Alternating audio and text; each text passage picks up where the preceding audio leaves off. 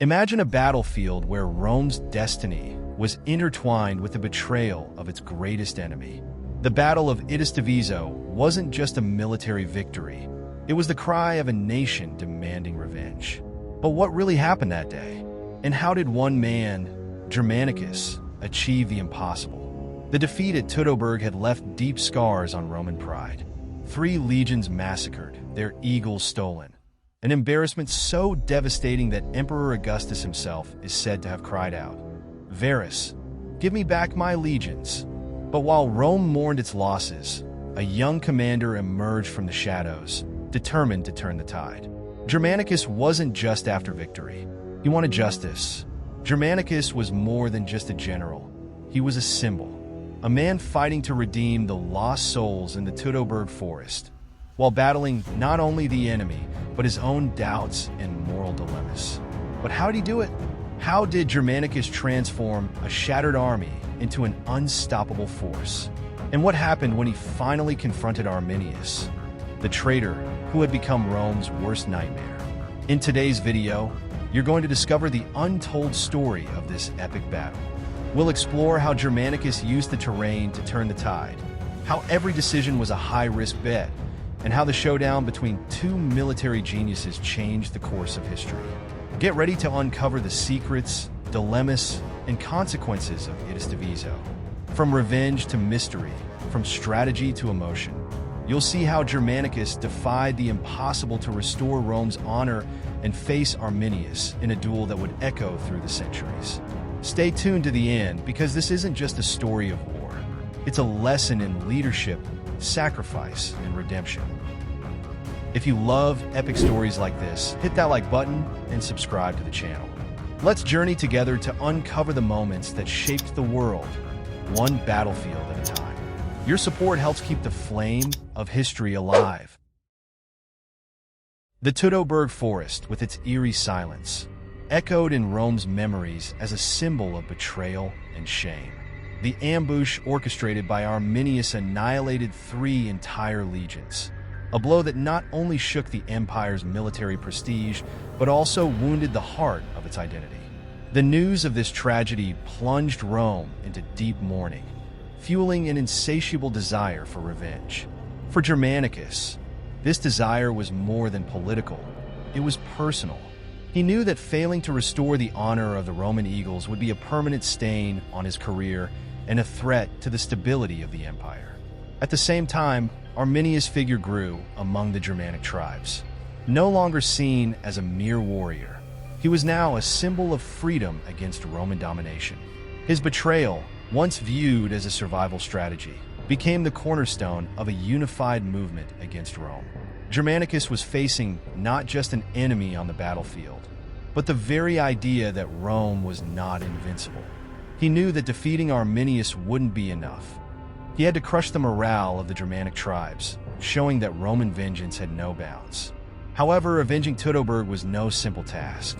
Germanicus was aware that every move would be scrutinized by the Roman elite and by Emperor Tiberius himself, who saw the campaign as an opportunity to solidify the dynasty's power.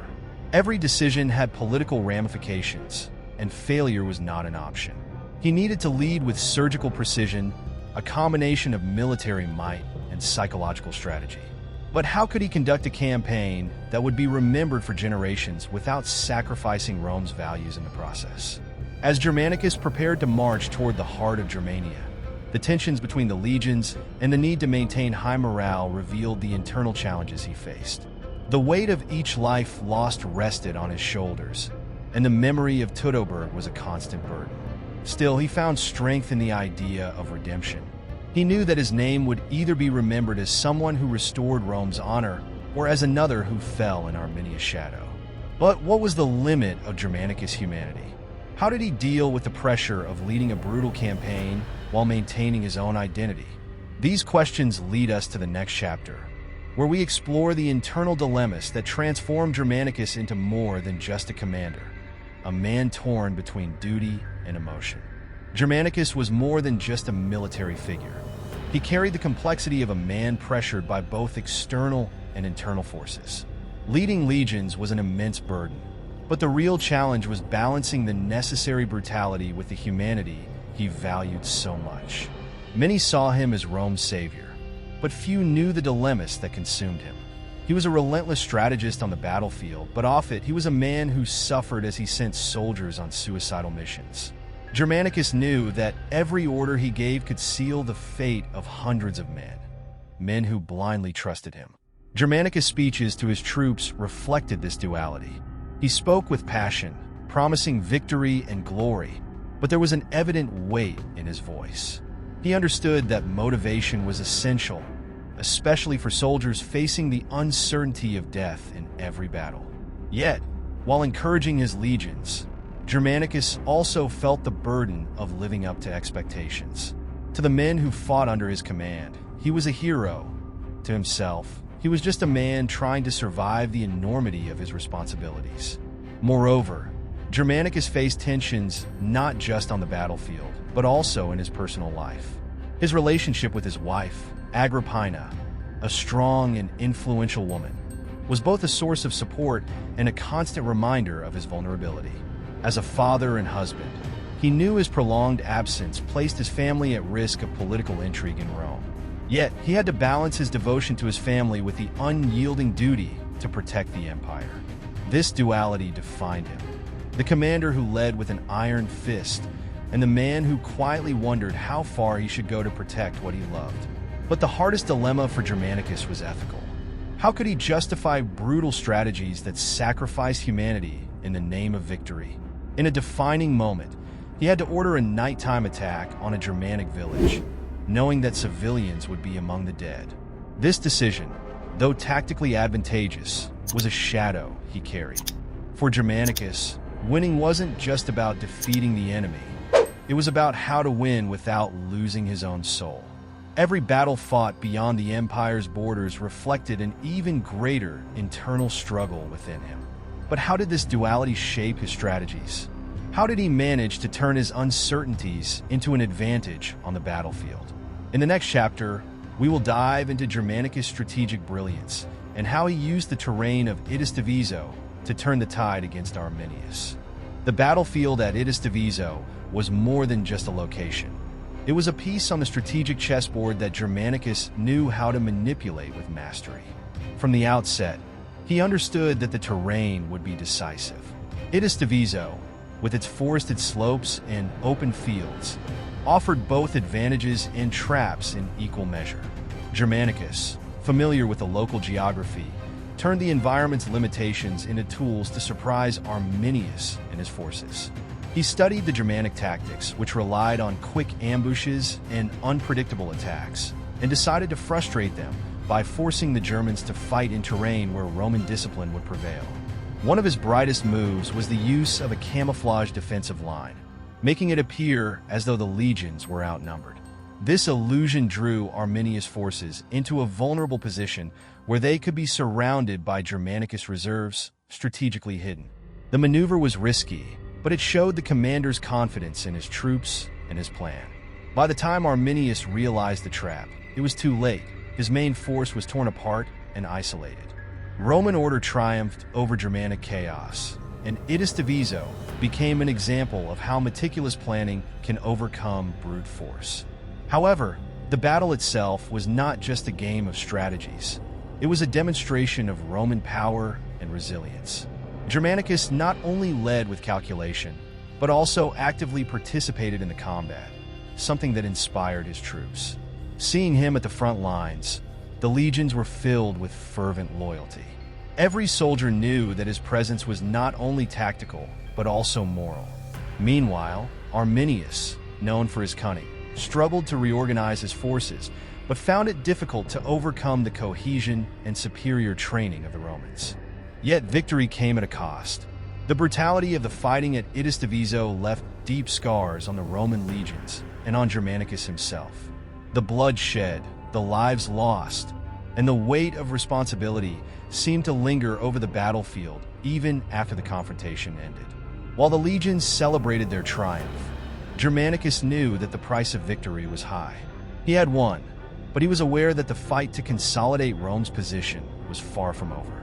But what secrets and mysteries surrounded the battle and its aftermath? How did the prisoners and the spoils of war shape the events that followed? In the next chapter, we will explore the echoes of this victory and the intrigues that marked its legacy. With the victory at Idistaviso, Germanicus achieved a feat that many considered impossible, not only defeating Arminius, but also reversing the impact of the tragedy at Teutoburg. However, the battle left behind a legacy of mysteries and intrigues. One of these enigmas was the fate of the captured Germanic prisoners. Some accounts suggest that Germanicus chose a policy of clemency, seeking to send a message of balanced control, while others indicate that the rebel leaders faced brutal punishments, symbolizing Rome's unrelenting strength. In the end, though, these prisoners were not merely war trophies. They were political tools that could be used to negotiate alliances or spread fear among the Germanic tribes. Furthermore, the distribution of the spoils of war raised delicate issues within the Roman ranks. Fairly dividing the gains was crucial for maintaining morale and avoiding internal tensions. However, rumors of favoritism and corruption began to circulate, creating an atmosphere of distrust among some commanders. This situation served as a reminder that, even after a decisive victory, the balance of power within the legions was fragile. Germanicus, facing these disputes, had to use all his diplomatic skills to maintain the cohesion of his forces, knowing that an internal failure could be just as dangerous as an external enemy. Meanwhile, the political consequences in Rome began to unfold. The victory at Idistaviso elevated Germanicus' status to almost mythical levels, sparking heated debate about his future. Some saw him as the natural successor to Tiberius, a hero embodying Roman values. Others, however, feared his growing popularity, seeing him as a threat to the established power. This political conflict, fueled by his victory, would shape Germanicus' fate in the years to come. But it also revealed how military success could be both a blessing and a curse in the Roman world. On the Germanic side, the repercussions were equally profound. Though defeated, Arminius was not completely destroyed. His leadership continued to inspire resistance, even if fragmented. Some tribes sought revenge, while others chose to negotiate with Rome to avoid further conflict. Germanicus knew that the victory at Idistaviso was not the end of the struggle, but only a step in a longer war to subjugate the region. The symbolism of the battle, however, had already shaped Rome's perception of its strength and resilience. But was this victory truly complete? What hidden forces still threatened the empire's stability and Germanicus' position? These questions remain as the echo of Idistaviso reverberates through history.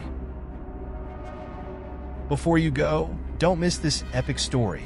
If you found it fascinating how Germanicus avenged Rome at Idistaviso, just wait until you hear about Spurius Ligustinus, the soldier who defied fate and achieved eternal glory. Discover how he started as a humble man and became the most decorated hero of the Roman Empire, facing challenges as monumental as those of Germanicus. Click now to watch and dive into another unforgettable historical journey.